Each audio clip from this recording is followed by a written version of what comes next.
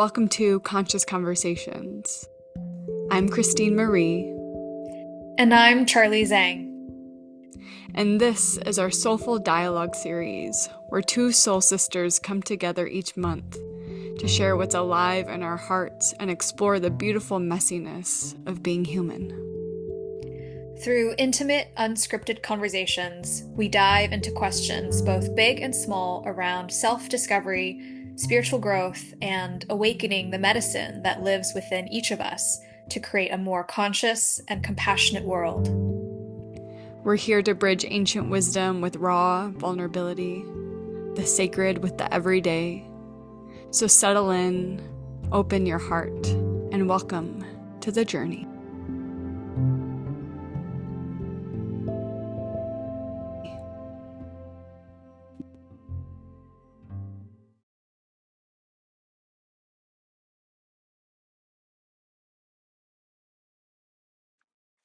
Hello, hello.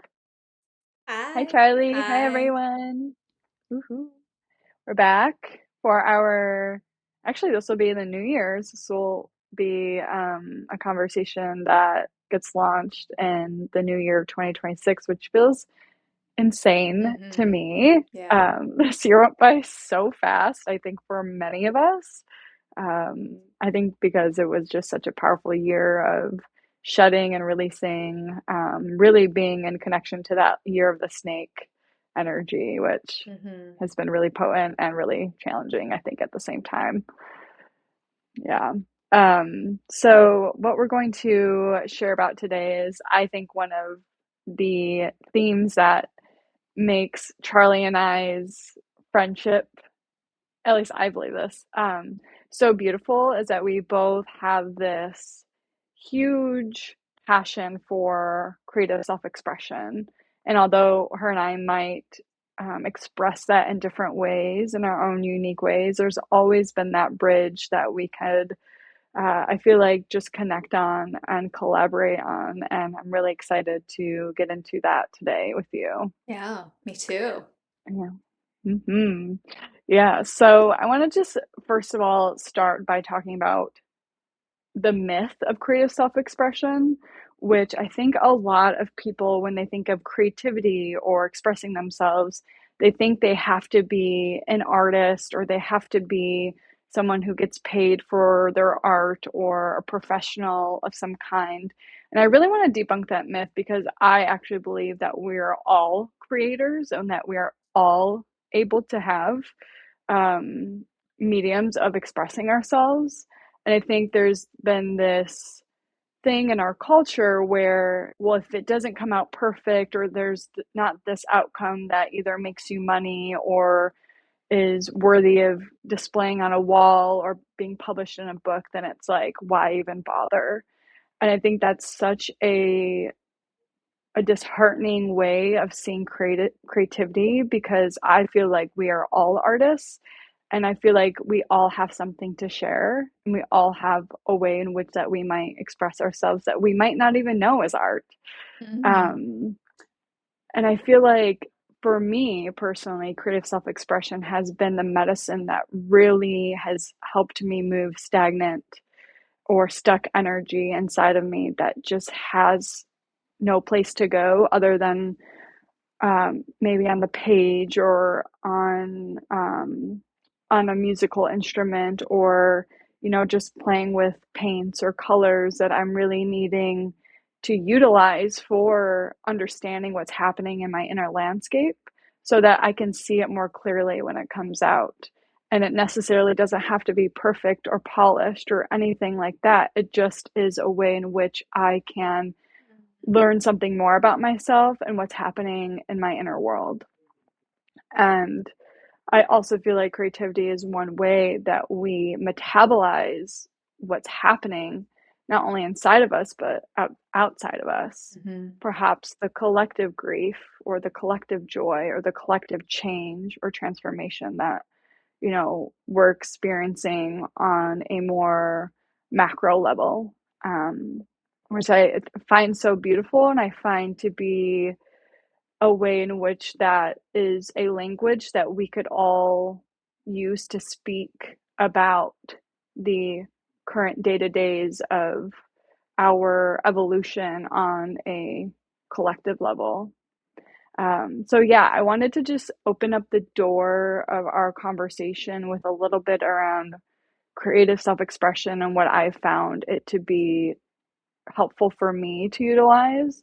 And I'm really curious for you, Charley, like what does creative self-expression mean to you and how have you utilized it as a practice for, inner self-discovery or processing of your own inner landscape or anything else that you Mm. find connection to with it? Mm-hmm. Yeah. Wow. This is a big, juicy topic. And I think my first reaction would be just how much I love that you are naming that creativity doesn't always equal art in the conventional sense. Like creativity doesn't always mean a painting or writing or music or that just that association that we have to being an artist or being someone who is really creatively attuned in that way. And I think it's really important that that distinction is named and that particular distinction doesn't capture all of what creativity is. Because when I think about creativity and my own expression, I find that my creativity is expressed even just in the choices that I make, in the decisions that I make throughout the day. And I think that there's a lot of creative power even in whether deciding I want to drink tea or coffee, whether I want to pursue this line of study or whether I want to become a plumber or, like all of these different decisions that we have throughout the day. I mean, you could think about them as, as sort of your palette of colors to choose from. And so in that sense, I think even just your day-to-day decision making can be expression of your creativity, Mm. your truth, So for me, I don't necessarily identify myself as an artist in that conventional sense, as we've just been saying. But I do think that there's a lot of importance that I put in living a very artful life for me, which is to say, to live a really intentional life, to live a really aligned life. And that comes down to the choices that I make day to day and how much intention I put in those choices, how much imagination I put in those choices as well. And yeah, that's where my head goes when you ask the question, and I'm curious, yeah, about how that lands for you, if that resonates with Mm. you in any way, or if creativity comes to you in a different way, which I know it does for you, just given that Mhm. we're friends and Mhm. I've seen you creatively express yourself in all of these different ways. I feel like you really opened up a Pandora's box of something really new and innovative when talking about creative self-expression because I feel like I feel like as you were sharing, I was thinking about the choices that I make to like dress myself and put the outfit on of the day that feels really good and connected to the way in which I want to express myself that day. Like today, I Mm-hmm. chose kind of a loud, Yeah. colorful sweater because I really wanted to emanate that energy just today for whatever reason. It was just this intuition. Mm. So I wouldn't have thought of that until you had shared about it. And now that I think about it, I feel like what I'm hearing you say is that really we are kind of living in a state of artfulness, and I'm literally making that up. I have no idea what that means, or artistry Yeah. every day of our Mm-hmm. lives by the choices that we make. And that to me speaks about being the creator of our lives, being the Mm-hmm. creator of our reality, right? Yeah.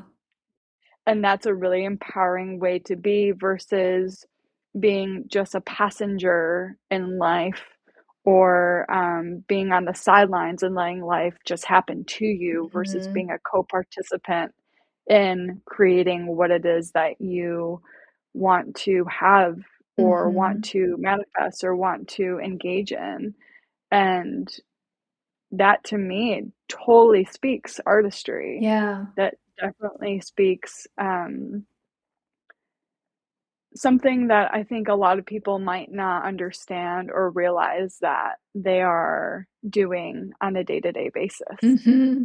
Just really exciting, and I feel like for maybe those that are listening, um, to start to think about every day, every moment that you make the choice to choose eggs or yogurt for breakfast or go for a walk down this, path or this forest, like, you are literally creating your reality, and the choice that you do make will have a huge impact on how you engage and how life speaks to you and with you. Mm-hmm. Um, so yeah, it's really juicy. I love Yeah, that. yeah. And there's something about translation here, I think, even referencing what you were just saying about a minute ago, where you're taking material from your inner experience and you're translating that onto paper in some way through the art or through music or through poetry, all the different ways that, you really take something that is kind of intangible and internal and you make it into something real, external, something that is tangible and has a feel and a physicality to it. And I think that creativity at its essence is that process of translation. And Mm, even through in the decision making, it's like we're translating something, whether that's a desire or whether that's inspiration, whether that is just an mm, urge or your heart's longing or your soul's longing. And I feel like the whole point of life is to translate all of those things from that intangible, energetic place into something that can be actively and physically experienced. And that mm, goes back to what you're saying about we have that power to create our lives and shape our lives. Like that's the whole point of existence, I think, in my opinion, is that we take what we feel, what we internalize, and we try to make it physical in some way. mm, Um, like I'm just thinking about that's what dreams are for. That's why we have dreams. That's why people talk about chasing their dreams or making their dreams real. And I feel like that in a way that forms the core, the essence of life. So to your point, we all have that creative capacity. We all have that creative mission actually that we come mm, come to earth with. And to me, I think mhm. creativity is the whole point of our entire journey as humans. Yeah, what do you think? Yeah, Did you agree with that? totally. Yeah, I mean, think about how we are birthed into this world. We are created, we are created into Mhm. form. And I also think about Mother Earth and what she represents. I would say to me and my perspective is like she is the living, breathing creatrix. And so I feel like being on being a soul in this human body, living in this world with Mother Earth as a teacher, as a guide, as a generous spirit to learn and grow from.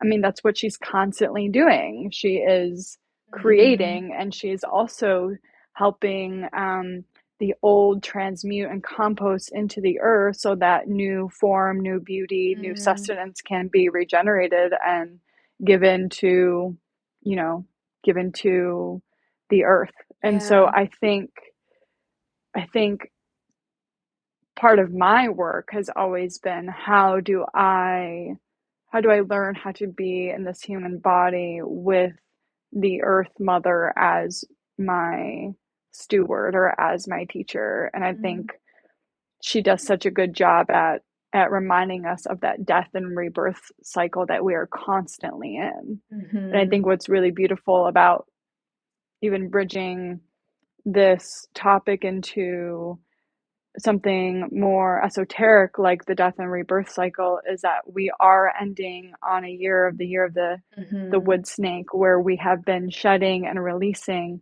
so that in this next year that we can really come into alignment with the passion and the purpose that we are trying to put into form. And in order to Mhm. do that, we have to create spaciousness for that creative energy to be Yeah. gestated, you know? And so Mm-hmm. I definitely connect with what you're saying. And I also think it's so beautiful that we get to live in a world where there are endless possibilities of what we want to create and how we want to create. And I also think within that comes great responsibility. And like you said, great intention about Mm-hmm. how we use the energy to bring something from nothing into form and Yeah. how impactful that can be. Mm-hmm. Yeah, Yeah. absolutely. And as you're speaking all of that, there's a question that comes up for me, which is around creative resistance. Because we're talking about it as if as it is, it's miraculous that we have all have this creative capacity. And when we talk about it this way, it feels so expansive and it feels like there's just endless possibility. But what I also recognize in that same breath is resistance to that. And I know that I Mhm. felt it myself, creative resistance, or just what comes up for me is just that those narratives of I can't, or that's not possible, or I don't have that kind of power or skill or whatever it is to create whatever it is I want to create. And so I'm curious if there are edges or resistance that you experience with creativity. I think it's really funny that you're you're bringing this up because that's exactly the thought I was thinking about before I had shared the last Right. piece. So we are on the Yep. same page, absolutely.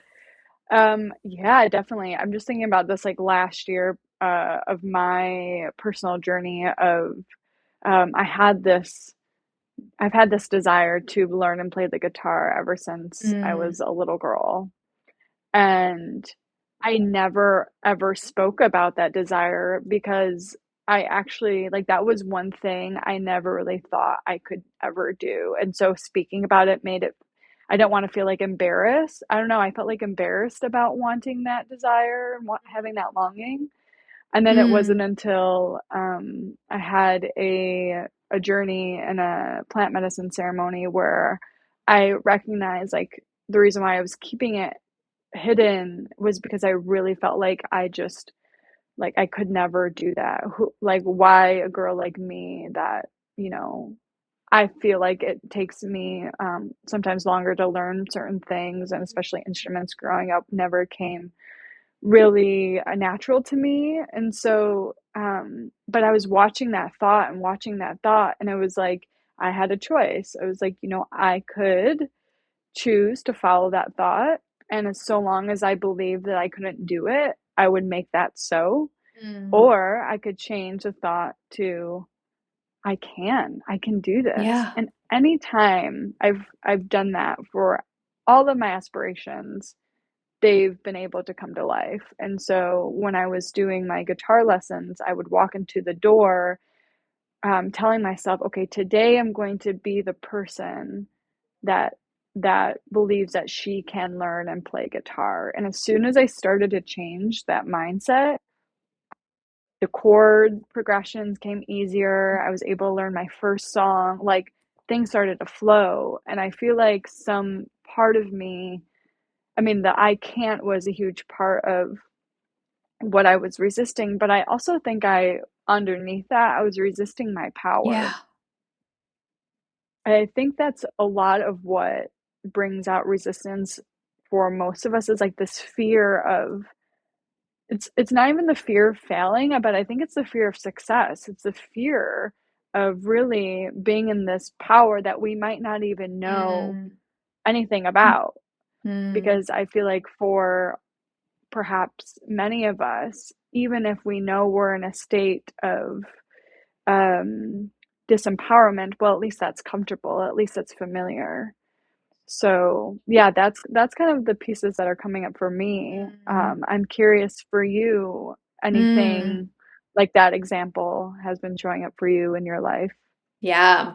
I 100% all the time. And what I really relate to with your journey into becoming a into a guitarist.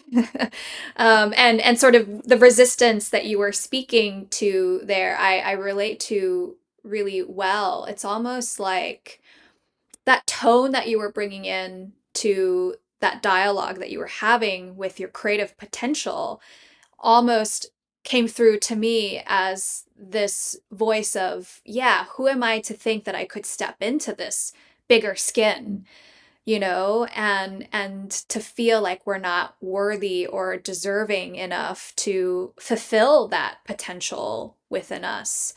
And I really relate to that. Like, I think about that with my own journey of stepping into becoming more of a healing arts practitioner, coming from a very left brain, logical world of corporate and brand strategy. And there is sometimes this narrative of who am I to think that I know anything about healing or about self-growth or whatever.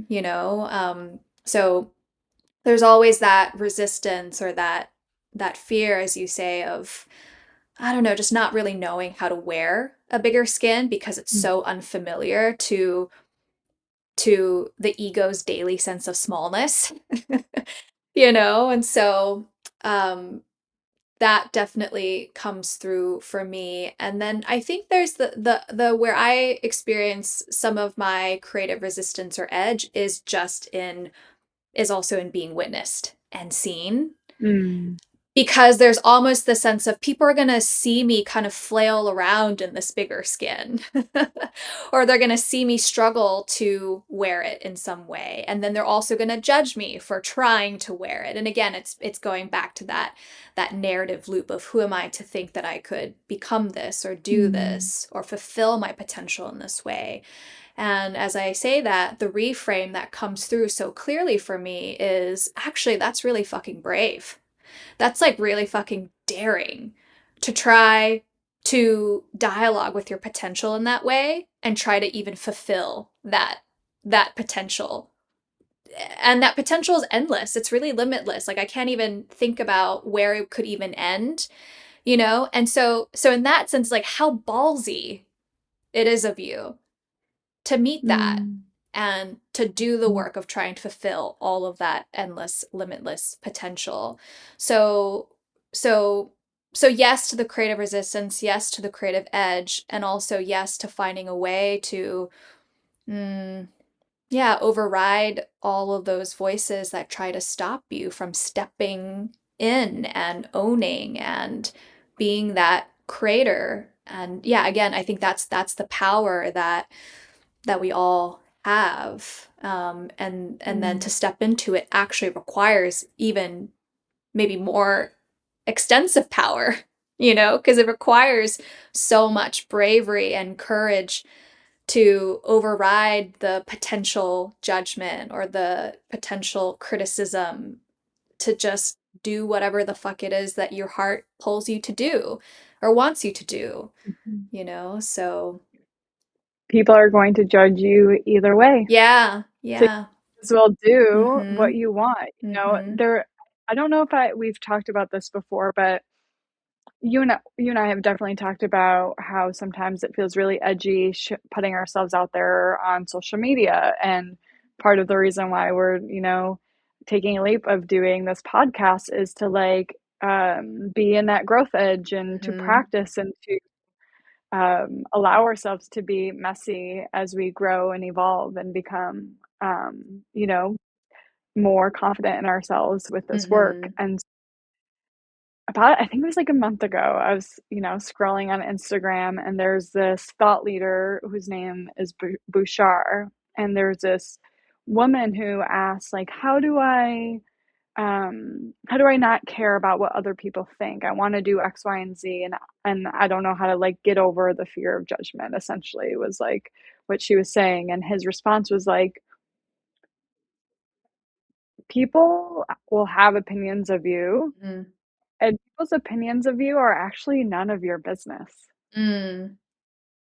And there was something that struck so deeply within me about that of like, oh yeah, that's so true. People's opinions are none of my business because usually someone's opinion or judgment of me has nothing to do with me. Has Mhm. everything about their insecurity, their jealousy, their fear of possibly doing that themselves. And I've been on the other side of that where I've judged someone or I've noticed myself um, get envious of, somebody else. And it's really just because that's what I want for myself. And there's this feeling inside of me that I can't have that or do that or be that. Yeah. And I just, there's something about that share from him that really um, got me to thinking about how I could meet that edge within myself without really caring about what other people think, because I think that's what majority of us are afraid of, and that's what majority of us Mm-hmm. um, come up with resistance when we're taking a risk on something or we're taking a risk on ourselves. Mm-hmm. Um, so yeah, I'm curious if that lands for you in any way, or how does it? Yeah. Well, what comes up for me is it just gets better. It just gets easier over time. And um so and that's just sort of assuming once you're able to kind of get over that very first hurdle of I'm just going to do it. I'm just going to be ballsy and I'm just going to dive in. And I think that the more you overcome that first initial sort of peak of the fear, it actually gets a lot easier and everything gets really quiet around you. Mm, And so I think it's normal to be just yeah, to feel fearful or to feel um, wary of other people's judgment. I don't think that that necessarily means that something is wrong with you. But I think just from experience, once you get over, yeah, that peak of that first fear, it does get easier. And then the other thing that makes that this conversation makes me think about, it's almost like the other spectrum of what Bouchard said, which is that people actually think a lot less of you than you think they do. mhm, Which, as in they don't give as much of a shit as you think that they do. mhm, And so I think the combination of those two pieces of advice can be really helpful because yeah, at the end of the day it's not about them, it's about you and your dreams and whether you see yourself as the kind of person who wants to participate in your own life and create your own life and have a say in your own life. And the thing that I come back to at the end of the day is that, like, this is the person that I want to be. This is the kind of person that I want to advocate for. This is the kind of person I want to create, and experience. And if I were to be the kind of person who listens to those outside voices, I don't know that that would make this one life that I've been given, very fun. So mhm. there's almost this thread of advocacy, self advocacy, and your own advocacy of how you want to live this life that I think is really important for people to come back to. Yeah, yeah, absolutely. I think too, like as I'm hearing you share, I'm thinking of the energetics of creative self-expression and how it lands in the body and how it's Mm-hmm. activated in the body and also in the energy field. And Mm-hmm. I think about on a cultural level of what I've often seen is a lot of men actually, or male-bodied individuals, have more tolerance for criticism or judgment because and I say this with an observation of just seeing so many more men take more risks, put themselves out there, start podcasts, Mm. write books. Like there's a lot of, I think, men out there that are a little bit more daring, I would say. And not to say that that is great or what's supposed to be, but I think about how on a cultural level women have been more silenced and more judged and more shut down from living in their power and their truth in their expression because of so much of historical Mm-hmm. um, dogma and conditioning that have made that to be so.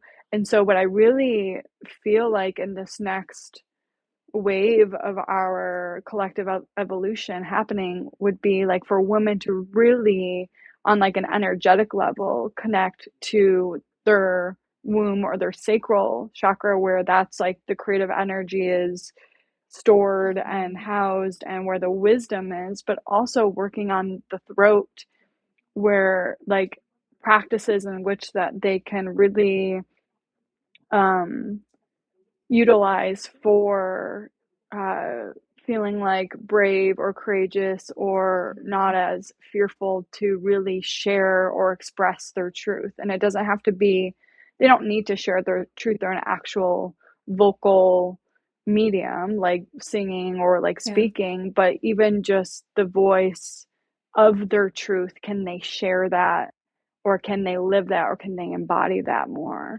And Mhm. I think what I'm noticing is just like a wave of women kind of like rising to that occasion and wanting more. And I think that's also why women have more, you know, hormonal imbalances and thyroid problems and all that, because of that blockage of living and expressing their truth. And so Mhm. I'm just thinking of like, yeah, on more of a grounded practical level, what can say more, I mean, this is everybody, but I'm just kind of speaking for the women in this way because I know that suppression and oppression is more strong in that field. Yeah. So yeah, I just wanted to name that as something that I've noticed and witnessed. Yeah. Yeah, absolutely. There's something about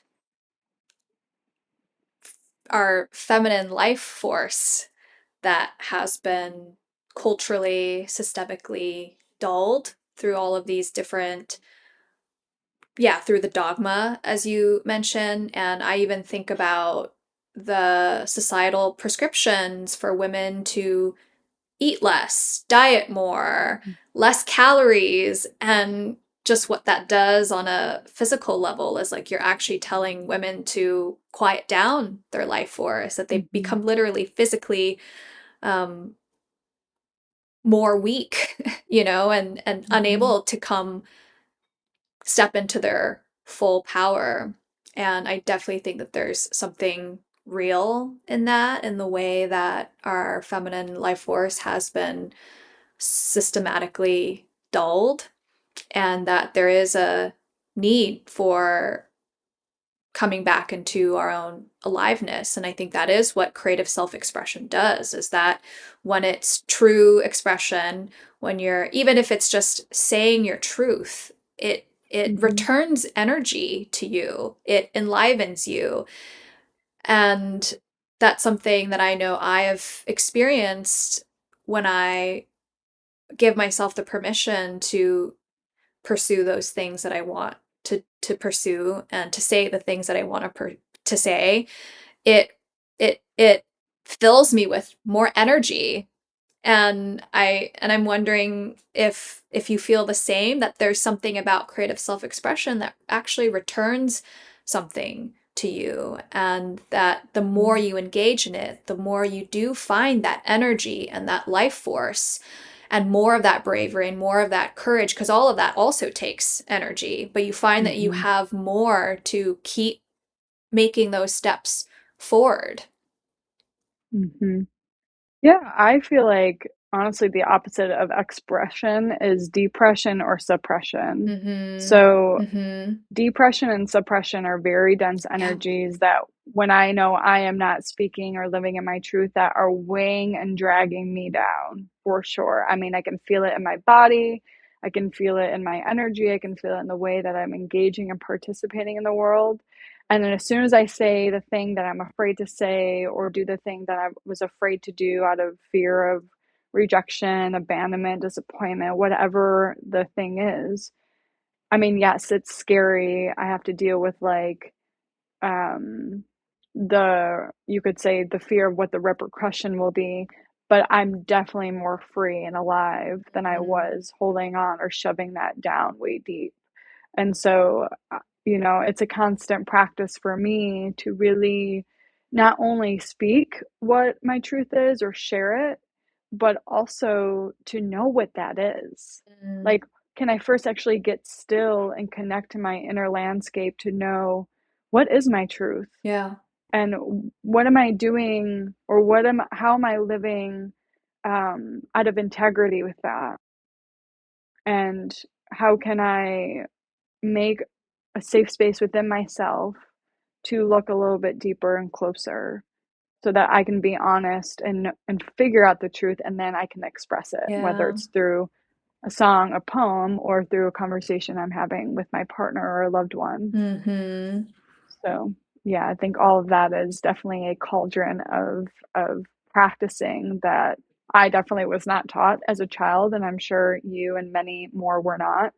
So I think it's really wonderful to be in a state of our growth period in this, you could say, in this era where a lot of what we are seeking, I think, or I feel on a collective level, is how can we actually be in alignment more and more with that truth that's living inside of us. Hmm. Yeah. Yeah. And to your point, express it. Don't just keep it in. But Hmm. again, it's bringing that translation ability that we have, that this is all about translating it in some way into lived experience. And the visual that keeps coming up for me is it's like charging a battery, the negative and the Mm, positive poles, and it's just this battery loop that the more you engage in, the more that it charges you up and the more that it does imbue you with that sense of aliveness. Like I think that is what it is to be alive, is to be continuously being in that creative mode of translating dream, desire, inspiration, idea into some sort of lived experience. And it doesn't have to be a peak experience in any way. Like you don't need to mhm, change and transform your life overnight, but even that part of this is what I'm feeling and I'm just going to say it out loud, like that can be really impactful and really powerful too, just to name something out loud and have it out in a lived way. I think is really powerful. And yeah, to your point, like there's so much that we end up suppressing that doesn't get the chance to really see the light of day. Um,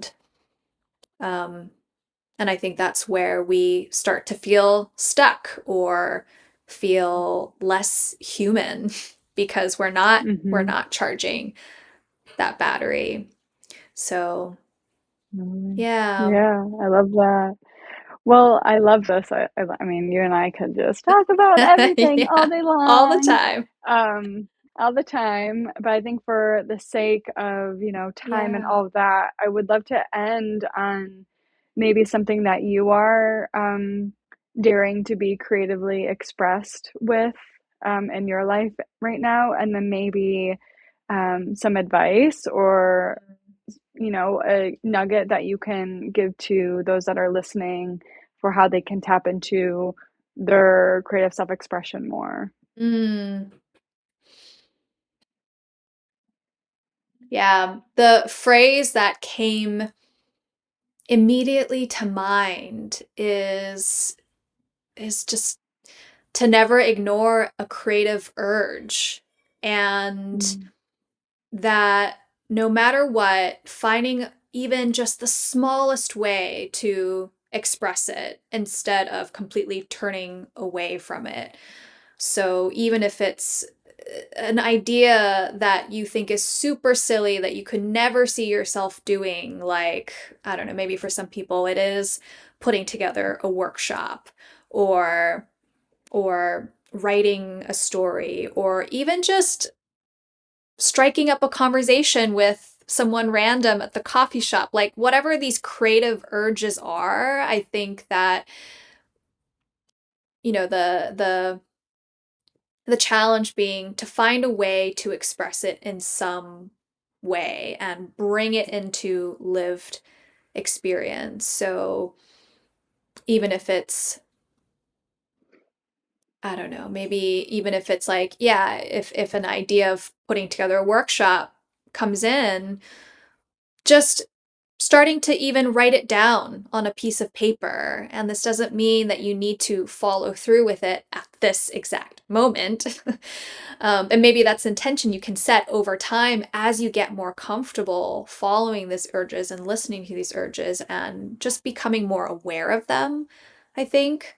But yeah, even if it's something like that where an idea lands and you just write it down, I think that can be a way to adhere to that challenge of just don't ignore a creative urge, like get it out into lived experience in some way, physicalize it in some way, and just see where it goes from there.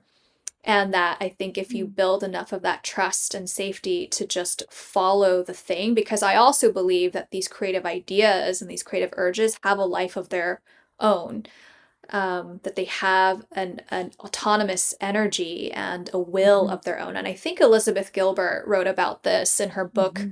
Was it Big Magic or something like that? I know she wrote about it, and Oh, I very much believe in that idea. Is that yeah, when a creative urge makes itself to us, that means we have been chosen in some way, and it really is up to us to decide if we want to bring it in, if we're the ones to mm-hmm. put it into lived experience. So, yeah, that's what comes up for me. What about you? Yeah, I love that. Yeah.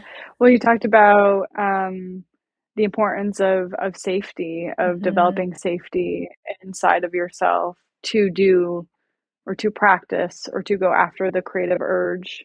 Um, and for me, I feel like one of the most important allies that I've been able to commune with in order to develop that sense of safety within myself is connecting to the earth energy. So whether that be Hmm. going for a walk in nature, putting your back against a tree and feeling the roots of the tree holding you and just bringing in that sustenance and grounding energy of safety and of love. Really like those practices of intentionally connecting to the earth or to the elements in any form, or to plant allies in any form could be a way that you start to develop that sense of safety and trust within yourself so that you can go and do the thing that you Hmm. so desire to do. So that would be like a piggyback on what you shared, Hmm. like a perfect recipe, Yeah, if you will. Yeah, totally. yeah. Yeah, I definitely, I mean, I think about earth energy as again, also it's energy that wants you to live it, physicalize it, Mm-hmm. embody it, not just exist in the mind or in the crown or whatever. Like there's something about pulling it through so that it can be lived in a very embodied, sensory way. Totally. Hmm. Yeah, Yeah. yeah. Well, thanks for this. Yeah, thank you. Thank you for the conversation. And thank you all so much for listening and just being on this journey with us. It's such a pleasure and an honor to share these musings with you all. Hmm. Yeah, and let's share something exciting that is has been brewing for our, I would say, collaboration of Hmm. creative self-expression. Charley and I are going to be starting a monthly feminine dance movement somatic group, you know. I don't even know what I just said, but it's a group where we get to dive deep into the soma, we get to dive deep into our own creative self-expression and our authentic movement, our embodiment, using Charley will open up with a somatic meditation. I will guide you through um, a musical movement practice, and we'll end with some sound healing at the end. And we start actually January 23rd. It's Friday, and it'll be in the local Portland area. It's for female bodied individuals only, so that we can create a cauldron of women that feels like they can completely unleash their authentic expression without thinking or looking um, or feeling looked at by the male gaze. So yeah, if you're interested in joining us, I'll put the link below, and we'd absolutely love to have you. Anything you want to share about that, Charley? I'm just really excited about it. And I think that it'll be a really magical experience and an opportunity to really get out of our heads and our thinking minds and give our bodies the opportunity to take us on a journey. So, Yeah. yeah, I'm excited for it. Yay. We're excited. Yay. Well, thank you all so much. Thank you, Charley. Love Thank you you. so I much. love you. All right. Until next time. All right. Talk soon.